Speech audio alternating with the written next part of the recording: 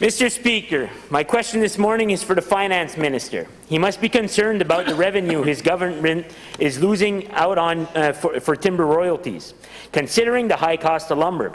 This morning, CBC reported that sawmills and wood treatment facilities in New Brunswick obliterated a 19-year-old monthly earning records by more than $80 million in March. Yet, New Brunswick's royalty rates have not budged, and New Brunswickers can't afford a 2x4 anymore. The classic steal from the poor and give to the rich.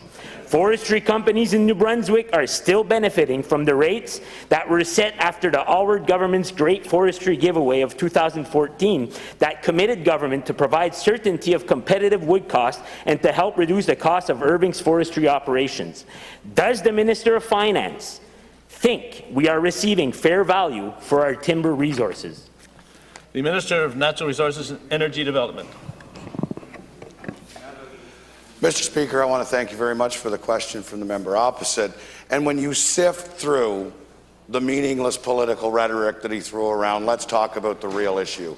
It's easy to throw around comments that talk about rich and poor, and he's made a legislative career out of doing just that. But the truth of the matter is, if we move into a situation where we are reckless or operate with forestry royalties in a knee-jerk reaction, the very people he says he stands for could suffer. Now, would he stand here and take the blame for that? Absolutely not. I'm sure he wouldn't. But I will not, as well as this government will not, and the Minister of Finance understands that we're going to work towards ensuring that we get the best level of revenue we can. We're working with a variety of different components with it. We will not be taken off our trajectory with foolishness and rhetoric, but we will deliver results the same way we have been committed to in an unprecedented way for 2 years. Mr. Speaker, I really wanted to hear what the Minister of Finance thinks about this, because every time the Minister of Natural Resources speaks out saying he's looking out for a certain group, that group then comes out and contradicts him a few days later.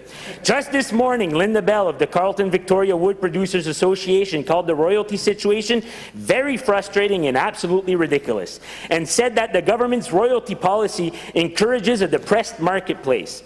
The only group who can't contradict the minister is J.D. Irving. Maybe that's because the minister is their spokesperson, because after all, they did defer comments to him on this in the newspaper, in the CBC.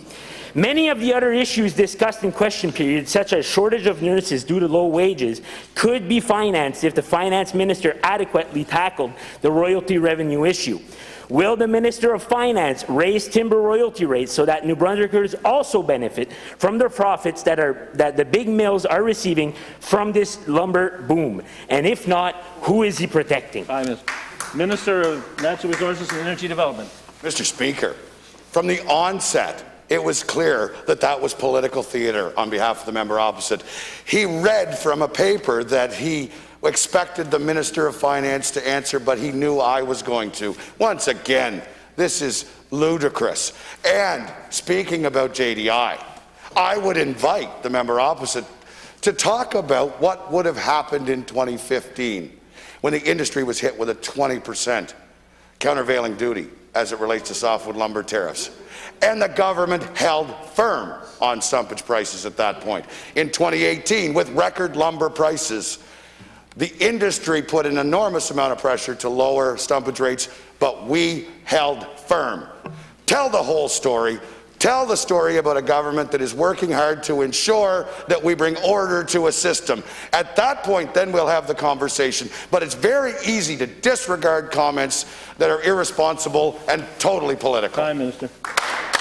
The member for Période